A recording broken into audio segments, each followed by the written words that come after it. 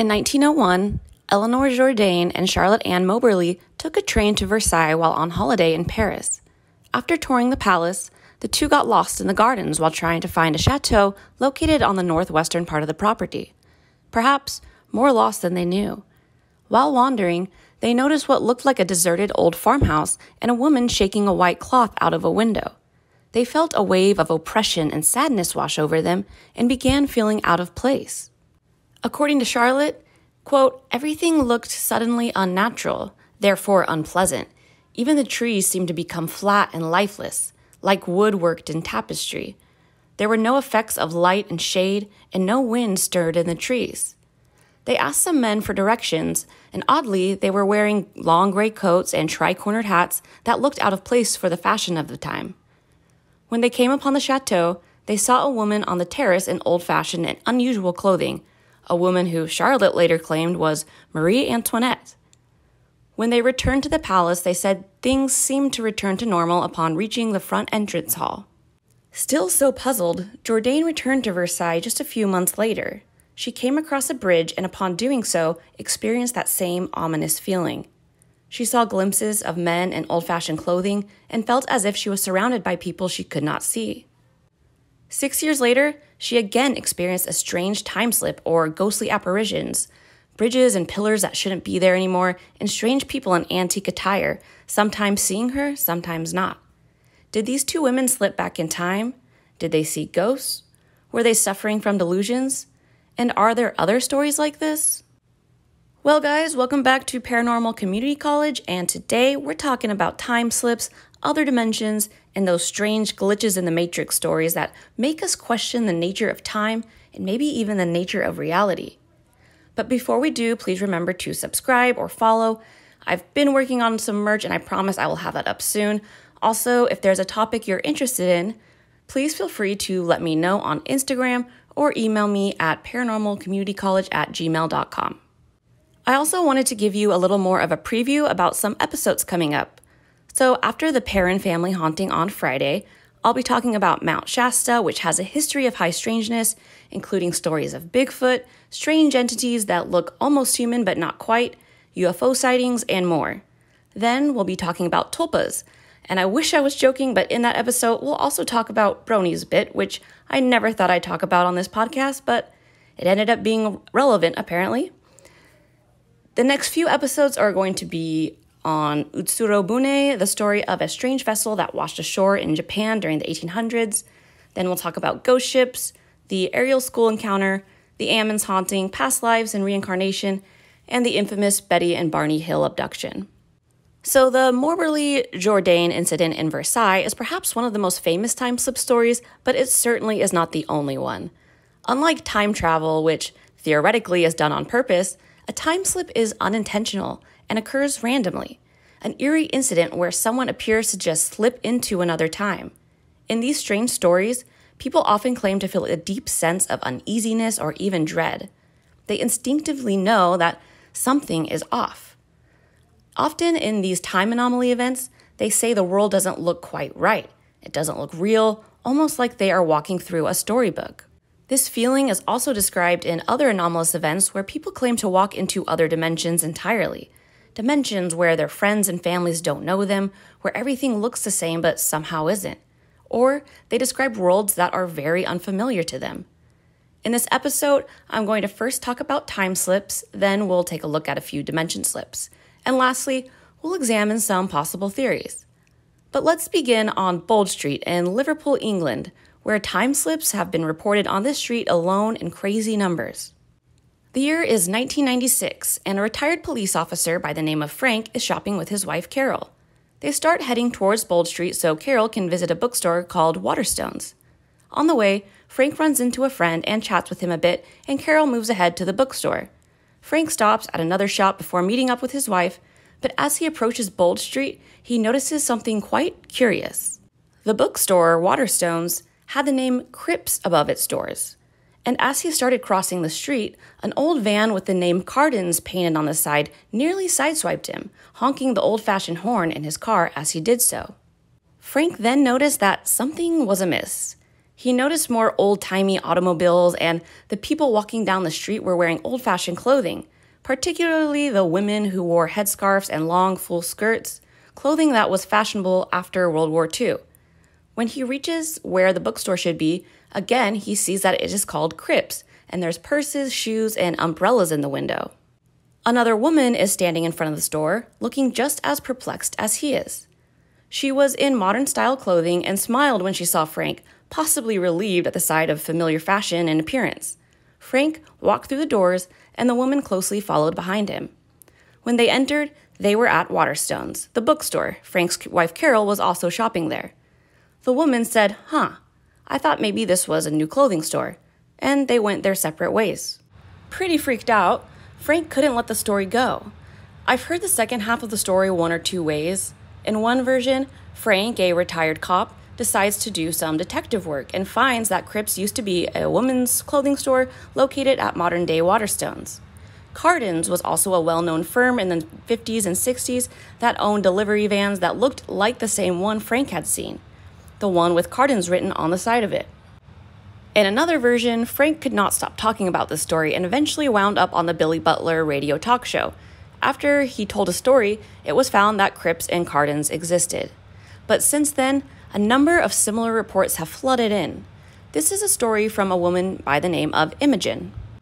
Imogen's sister Abigail was due to have a baby, and as she was walking around town, she was excited to see a new mother care store on the corner of Lord Street and Whitechapel near Bold Street. She entered and started perusing the racks and was delightfully surprised to see that the clothing was so affordable, surely with prices much cheaper than anywhere else. However, when she pulled out her credit card to pay for the items, the clerk at the counter looked puzzled. Again, the clerk and the manager were dressed in old-fashioned clothing. She took her card in the back where the manager said the store didn't accept cards. She went home and told her mother what had happened, but her mother claimed the mother care store closed years ago, and that it was now actually a bank she even had an account in. Imogen insisted it was there and drove there with her mother only to find that it was indeed a bank. I mean, credit cards have been used since the 1950s and became widespread in the 60s, but maybe some stores didn't accept them. And they must have looked vastly different than ours today. But that's if we are to believe Imogen's story. Did Frank really have that experience, or did he create a killer urban legend and people just kept building on top of it? Kind of like with our modern-day creepypastas. You post a creepypasta on Reddit, and then all of a sudden you got a bunch of people adding to that urban legend, that creepypasta. It could be a similar scenario here. But it's much more fun to entertain the idea that maybe there is some type of time vortex on Bold Street. So let's get into some other stories. Another incredible story is that of a 19-year-old shoplifter who ran down Brooks Alley while he was being chased by security guards. Running into a dead end and with no escape, he waited for the security guards to catch up to him, but they never did. Figuring he just got lucky, the young man walks back onto Bold Street, catty-corner to Brooks Alley. However, he noticed the cars looked old-fashioned and the street workers who had been there just a moment ago were gone. He pulled out his phone, but it didn't appear to be working. Starting to panic, he picks up a newspaper, and the date at the top is marked May 18th, 1967. He retraces his steps back to the jewelry store. It is then that everything appears to go back to normal, and his phone was working again. Apparently, the security guards corroborated this story and claimed they saw the young man disappear into thin air. Some people believe the high-voltage Liverpool Underground Railway system may be causing this, and for some reason, Bold Street and Brooks Alley may be at the hub of some type of energetic anomaly that creates these time slips. While many claim to go back to the 1950s and 60s, some claim to go back a little further, but never farther than what appears to be the late 1800s, when the first underground lines were built. In one story, a woman named Linda was walking to that same bookstore, Waterstones, but as she was walking across the street, she said this scene changed in a split second. A hansom cab passed her on the street, and a hansom cab being a horse-drawn buggy, basically. She said the people walking around looked like the people on Quality Street tins, antique tins that depicted a 19th century couple as their logo. The ladies on the streets were wearing large brimmed bonnets, and the men wore dark suits with top hats. She said it seemed as if no one on the street noticed her as they walked past, like she was invisible. Linda thought she must have stumbled onto a film set or something, But when she stepped back onto the pavement, she was back to her present time, which I think was the 80s or 90s. Another man simply claimed he saw a coffee shop appear out of nowhere when he was on his way to meet his girlfriend.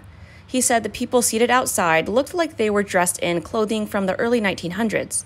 He looked behind and around him, checking where he was because he spent lots of time near Bold Street and never saw this coffee shop. But when he looked back at it, it had simply vanished. Interestingly enough, there are lots of people who claim to see ghosts of people in Edwardian dress or 1950s attire on Bold Street. Some of these stories do seem more ghost-like. So one woman claims that as she was sitting outside of a cafe having coffee, she noticed the man at the table next to her seemed to be in out-of-date attire. His appearance was like that of a man from the 1950s. When she leaned over to throw away her sandwich wrapper in the waste bin, the man leaned towards her and asked her a question. But when she sat back up to answer him, he had disappeared. I wonder if anyone has looked into stories from the 1950s. It would be really interesting to see if people in the 50s reported seeing people in out-of-place clothing or people from the 1800s. If this phenomenon is really so common on Bold Street and apparently so many people have experienced it, then I would imagine it would have been recorded in the 1950s and 60s too, but who knows. This may be an urban legend anyway, but if it isn't, I am really down to take a stroll down Bold Street one day. In the early 2000s, a man was leaving a shop located at the top of Bold Street and was making his way to have a drink with a friend before heading home. This man arrived at Casey Street and turned down the side of St. Luke's Church, a derelict building that tragically suffered major damage during World War II. Weirdly, however, the man noticed that all the lights were on in the building, and it didn't look run down or dilapidated at all. But how could the lights be on when much of the building didn't even have a roof still? In fact, this church is known to locals as the bombed-out church. He thought maybe there had been some recent renovations he just didn't notice before, but every time since that he's passed St. Luke's, he finds it still in blackness and still bearing the scars of World War II. In the summer of 1989, a woman claimed that at some point she turned a corner, she is unclear about the exact streets, and was surprised to see the street was busy with a lot of people in it. This particular street, so I think this was a little ways from Bold Street, this particular street was supposed to be mostly residential. She said the women she saw were staring at her strangely and appeared to be in old-fashioned dress, like from the 1940s.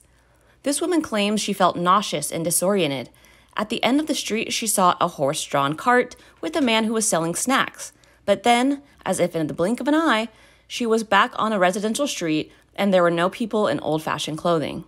It's interesting that she said she felt nauseous and disoriented. This is commonly reported by people who report this kind of thing, like they feel sick, out of place, their spidey senses are telling them something is really, really wrong, and they feel lightheaded. I think we can move on from Bold Street now, though, but one last story from the late 80s.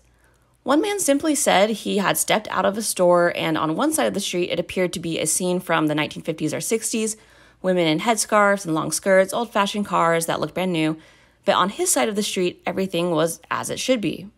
If these stories are true, I am so jealous. It has been my dream ever since I saw Midnight in Paris, just to step back into time, for a few hours, be able to return to my own time, but to experience, say, Paris in the late 1800s during the Belle Epoque, or to go to New Orleans in the 1920s or 1940s, it would just be so cool. And I don't know if these stories are true or if this type of thing is possible, but I think I keep hoping that maybe it is just because I want it so desperately to be true, so maybe it happens to me one day. That being said, though, there are elements of this Bold Street strangeness that do seem to have that classic hallmark of an urban legend, at least in my opinion. I'm not saying there's nothing to this. Maybe some of these people really did experience these time slips, and of course, that's what I want to believe, because being able to take a quick stroll back in time would be cool as hell. But just a few hours away in Edinburgh, Scotland, we have another time slip story. And by the way, the vast majority of what I could find was coming from the British Isles. At some point, I'm going to do an episode just on spooky stories from the British Isles, I think. But this story comes from Royal Air Force Air Marshal Sir Robert Victor Goddard, who eventually became senior commander during World War II. In 1935, Goddard was flying over a disused Air Force base in Drem, right outside of Edinburgh. As he was inspecting the disused Air Force Base, he found it to be dilapidated with cracks along the tarmac and cattle grazing on nearby grass.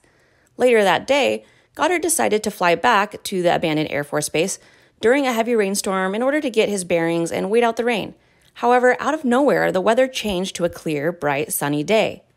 When he looked down at the old base, it looked like it had been completely renovated.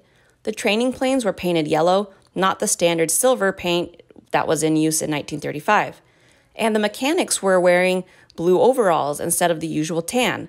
One of the planes he saw was a model of which he could not identify.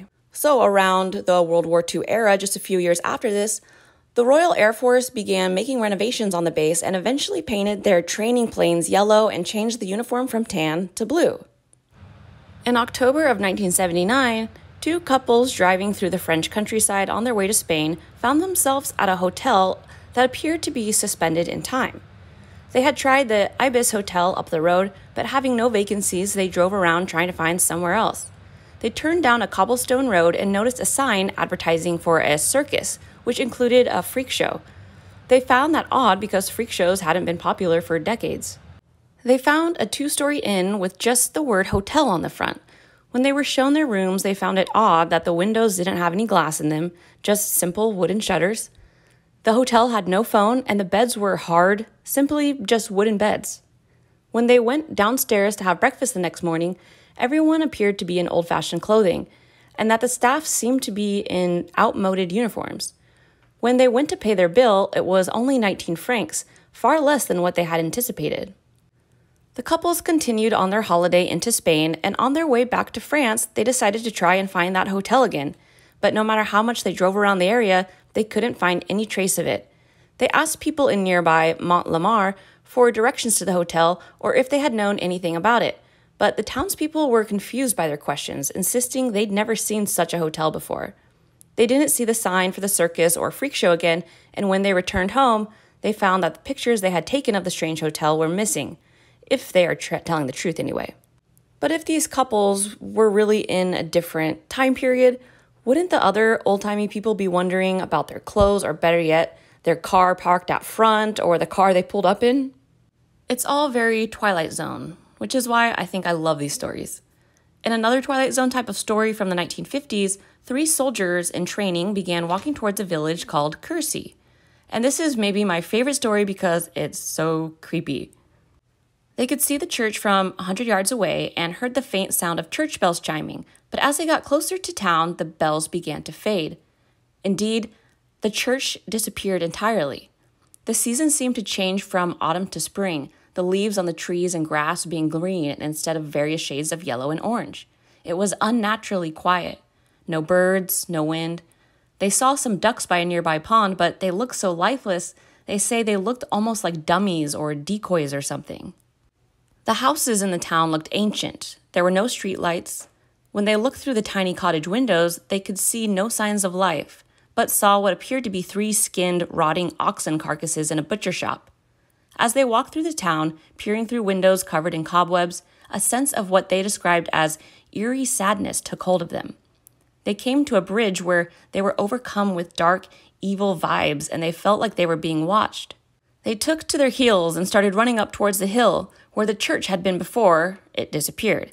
As they ran, the familiar scene started to come into vision once again. It was autumn again, and the church bells began to ring. Similar to the Moberly Jourdain affair, the feeling of sadness, or even in this case evil, is often reported in these time anomalies, along with feelings like things aren't real, like those lifeless ducks they saw. Of course, the lack of life could just mean that it was an abandoned village stuck in time for some reason, which would explain the rotten carcasses. But if their story is true, it doesn't explain how the seasons changed and how the church disappeared. A similar experience was reported in the late 1970s by the Morgalis family in the village of Horning of Norfolk, UK. As mother, father, and 11-year-old son walked along the riverside, things started to change drastically. The atmosphere became dead silent. They began to feel dizzy and disoriented, and then downright frightened. The landscape began to melt away, what they referred to as like a big heat wave of some kind. The modern buildings melted away and gave way to images of ancient cottages. They saw a man hauling a battered-up cart walking along the dirt road. There were no cars and just a few horse-drawn carts. The man walked right past them but paid them no attention at all. He didn't even appear to see them. Almost as quickly as it had happened, the family begins to hear car horns, and the ancient scene before them gives way to the modern street scene they were familiar with. Mrs. Morgalis claims she fell back to normal fairly quickly, but her husband and son seemed to be in a trance-like state, she says, as if they were underwater. This next story is about a place in England I've actually been to, and personally, I could totally see some creepy Twilight Zone shit happening here.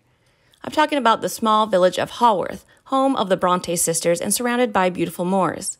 An actor was working at a theater in nearby Bradford and would often walk the moors before rehearsal. He had walked this familiar path for 4 years now, but on one fine day, something was different. He reached an old ruin known as Top Withens, and peering over the hills, he saw a man in a deerstalker hat who was holding a rifle appear and then disappear, and then he saw an old Georgian farmhouse. The ruin known as Top Withens, it's just a small structure, and the only noticeable structure in that area in particular, and he knew for sure that he had never seen this farmhouse before. He runs down to check it out, he knocks on the door and peers through the windows. It looks like a table has been set up for lunch. He thought he could smell pigs and hear the sound of cattle, but when he walked in the barn, he didn't see any animals. He once again saw the man in the deerstalker hat, who didn't appear to see him at all. Considerably spooked, Alan started running back towards Top Withens, but it had disappeared. He ran back to Haworth and hoped to return to reality. He noticed his clock had stopped at 1:45 and was no longer working. However, when he got to the theater a few hours later, he found that his watch had corrected itself and was showing the correct time of 5:45. This story, like others, almost feels like a ghost story. The man with the rifle didn't seem to hear or see the actor, and he could smell and hear livestock but could not see them. Top Withens vanishing altogether is quite creepy, and the stopping of his watch is also quite odd. This next story is again from England. In the 17th century, a man claimed he was riding along on his horse past a hill called Black Down in Taunton, Somerset. On the other side of the hill, the man saw what appeared to be a large country fair. There were pewterers, shoemakers, drinking booths, and people selling all means of trinkets and refreshments. He was puzzled because it wasn't the time of year there would normally be a fair going on, but he steadily rode towards it. But as soon as he did, the scene faded from his view entirely. While he could not see all the people around anymore, before him just a vast countryside, he says he felt like he was in a vast crowd of people and that he kept bumping into them. After riding through the invisible crowd, the man was overcome with a sense of malaise, and one side of his body felt weak. If you listen to part 1 on Skinwalker Ranch, remember how at those old homesteads, people claim to experience the same sensation of feeling like they're in a crowded room with a bunch of people around them, even though they can clearly see they are in an empty room? Maybe sometimes that veil between worlds, whether it's between a different time or a different dimension, maybe they randomly lift a little bit. Perhaps lucky or perhaps unlucky people accidentally pass through them at times. But this didn't just happen in England or in Europe, which is where we've been in this episode so far, so let's look at some stories coming from the United States. The first one occurred on Highway 167 in Abbeville, Louisiana on October 20th, 1969. This story was first reported by a Ken Moe in Strange Magazine in the 80s. He claimed this happened to a friend of 15 years and that this friend, who goes by the initials LC, related to him this strange story. LC and a business associate were driving down Highway 167 with their windows rolled down when they noticed an old 1940s-style car in the lane next to them. The car appeared to be in mint condition and had an orange license plate dated 1940. They pull up next to it to get a closer look, the same way many of us do now when we see a swanky, shiny old car riding around town. They figured it was on its way to a car show. However, when they pulled up next to the car, they saw a woman in 1940s dress and a child in the passenger seat also in 1940s attire. This wouldn't have been so alarming by itself, certainly not if they were going to a car show, but the woman and child seemed to be in distress. They had an expression of fear on their faces and kept looking behind, all around, as if they were lost or maybe running from something. Elsie asked her if she needed help, and she nodded yes, so Elsie motioned to her to pull over. Elsie and his friend pulled up ahead of her car into the side of the road. They saw in the rearview mirror that she was pulling over as well, but when they got out of their car, the car was gone, like it had just blinked out of existence. Stranger still, another car pulled over to the side of the road, and in a panicky state. The man emerged from the car and told LC and his friend that he had just seen the car in front of him disappear into thin air. According to this other driver, he claimed he had noticed an old car driving at an abnormally slow pace and noticed LC's car speed up alongside of it, then to the shoulder. He saw the older car pull over to the side of the road, momentarily blocking the view of LC's car, and then the old car vanished in an instant. Absolutely bewildered, the three men searched the area for about an hour. The third man insisted they should report the incident to the police, that this could be a missing persons case. LC and his friend had a much different attitude. The original article states, quote, "They were missing all right, but no police on this plane of existence had the power to find them." The third man reluctantly agreed, and they exchanged phone numbers and addresses and kept in touch over the years, occasionally checking in on each other and keeping their sanity in check to confirm that, yes, they still had seen what they thought they'd seen. Some theories on this one are that the woman and child could have been ghosts, some kind of brief apparitions seen by these three men. Another theory is that this woman was indeed from the past, and when she vanished, she ended up back in her timeline. Some people say this is perhaps why she seems so frantic and lost. The darkest theory, and one that really has no evidence whatsoever, but is definitely creepy to think about, is that what if this woman found herself stuck in a time loop where she was unable to get out?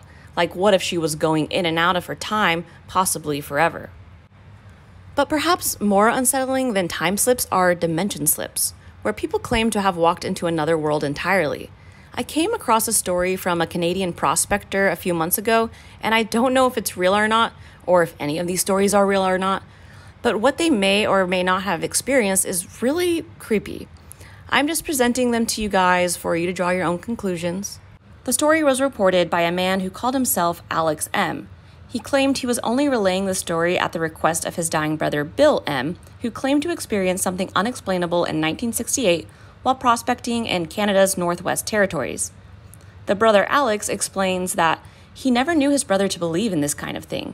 However, before Bill's health deteriorated, he wished to confide in someone about this story.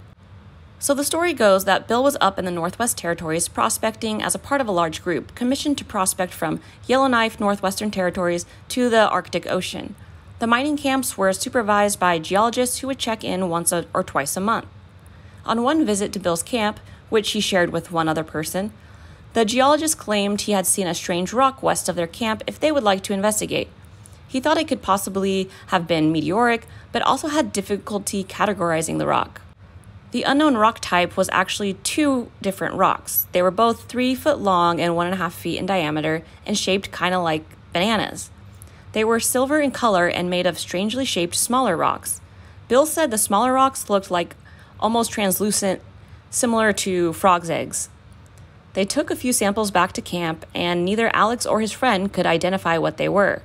I'm going to read directly from the letter now so I don't mess up any details. So he says, on August 31st, the day was clear with excellent visibility. Boogie, who is the other guy who's at the mining camp with him, headed south to prospect while Alex headed north to prospect. In the early afternoon, Alex saw 2 humps to the northwest of his position. They appeared to have a shape like a half egg. They seemed out of place in relation to the surrounding area. Alex headed to the 2 humps to investigate. When he got there, he discovered the humps were 2 large rocks with smooth, rounded surfaces. They were about 8 to 10 feet tall with bases of 12 to 14 feet. The 2 humps were near the edge of a cliff. Off to his left, there was a gouge in the cliff. That was about 4 feet by 4 feet. The gouge went down to the bottom of the cliff to a flat gully. From his vantage point on top of the cliff, he could see what looked like a fog column. It was very still with no movement. Alex went down the gouge to the gully below. A great deal of the gully bottom was covered with moss and lichen. He started to walk south down the gully with the fog column on his left. He then noticed what looked like a large pile of rocks off to his right, approximately 20 tons.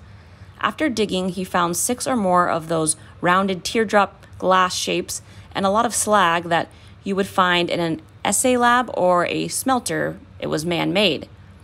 After investigating the smelted rocks, he walked toward the fog column. Slightly to his left, he noticed what appeared to be an old dead tree lying on the ground. He walked over to get a better look. It had a trunk that was about 18 to 20 inches in diameter and about 8 feet long. The The tree had no bark on it. There were so many roots at the base of the tree that the trunk was not touching the ground while lying there. The area was mostly rock and did not look like it could support a tree with such an extensive amount of roots. Leaving the tree, he walked toward the fog column. He could not find any evidence of moisture or evidence of a hole in the ground that may be venting an old underground mining shaft or tunnel.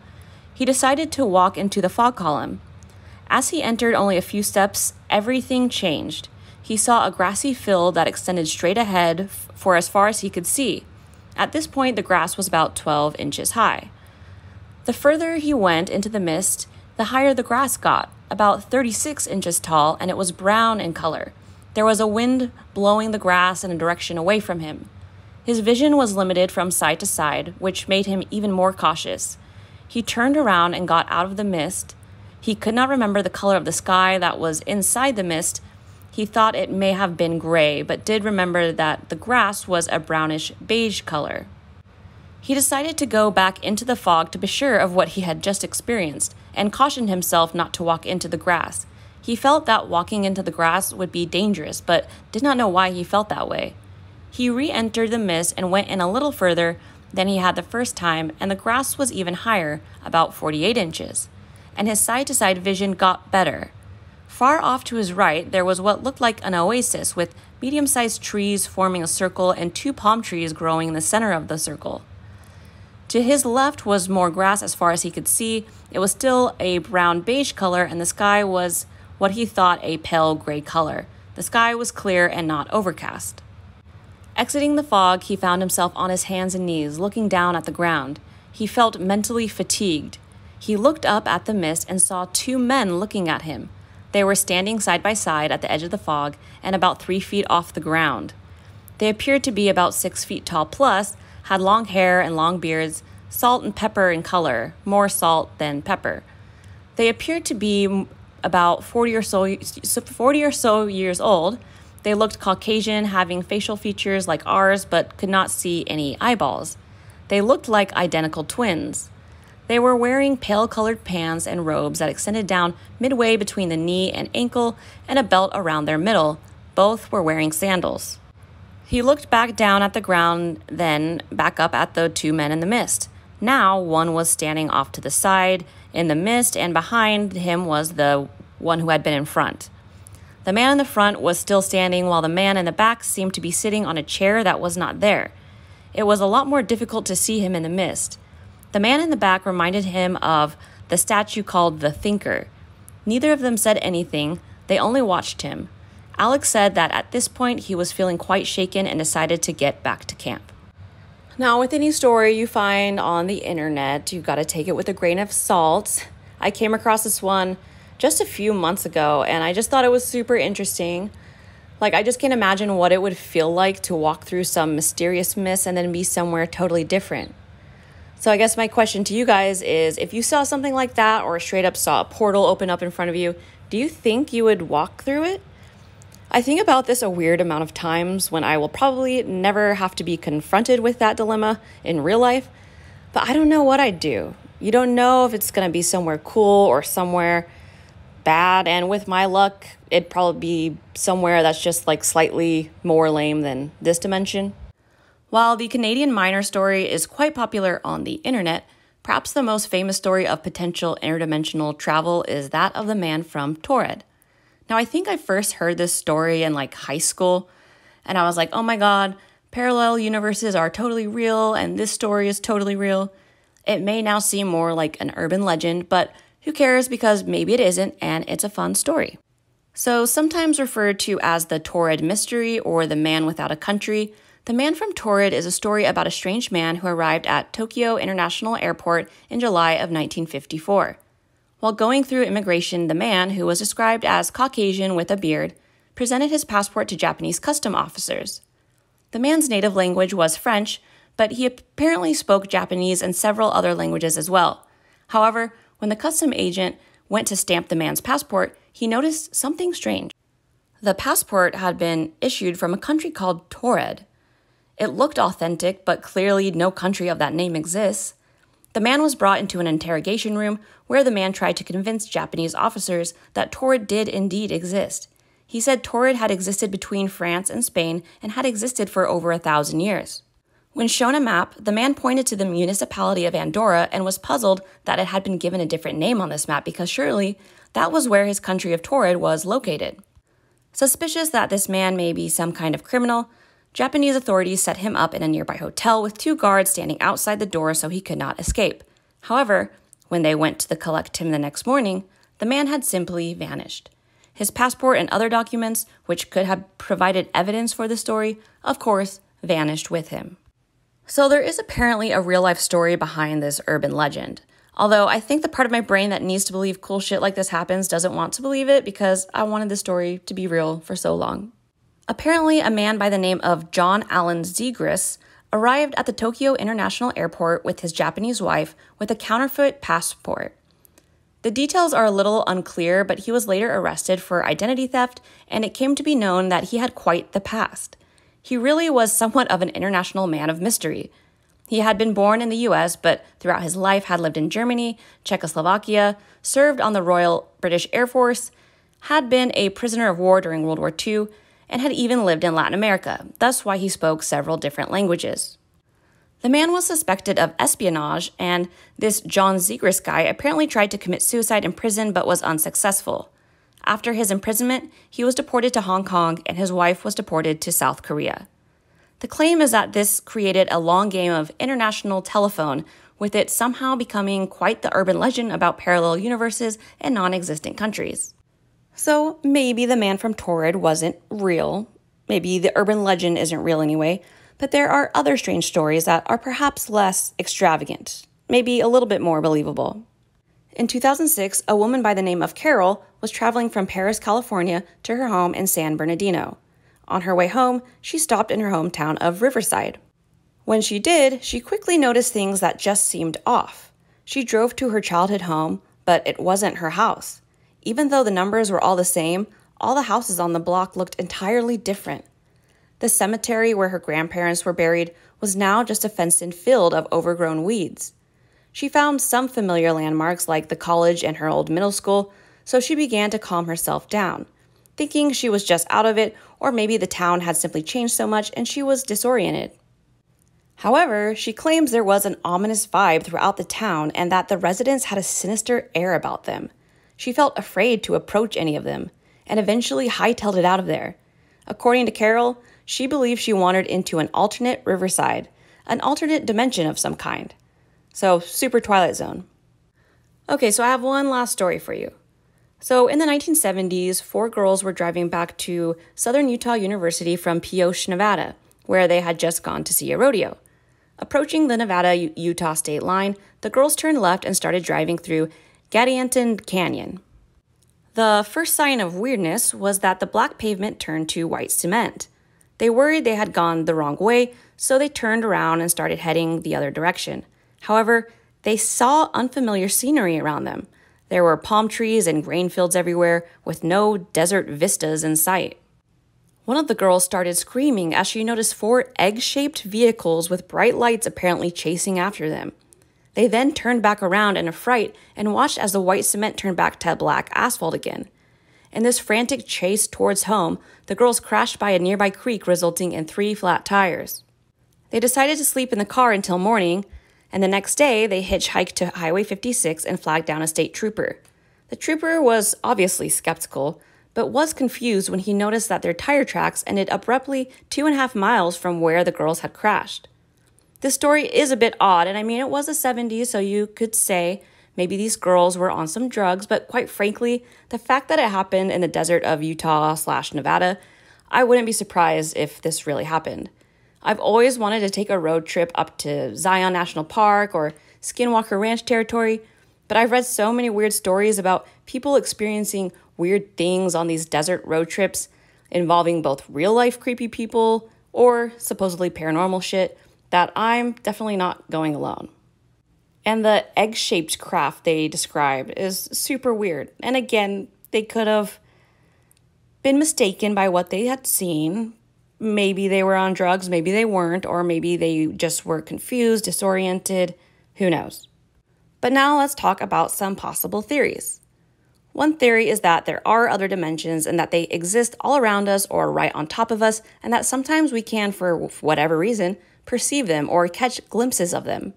This could be related to ghost sightings, alien sightings, and these weird time anomaly events. It could also be that these strange happenings can be caused by something wonky going on with our perception of time. We tend to think of time as so linear, with the past being in the past and the future being in the future. But what if it's not exactly that way? What if it's like a wheel or all happening concurrently in a way? Another theory is that people are perceiving the residual energy left by a place in time. For example, maybe those soldiers in England who saw that old creepy village happened to perceive essentially a ghost town, a town that maybe did experience something so dark that its residual energy is still there in some way, and sometimes people can see it.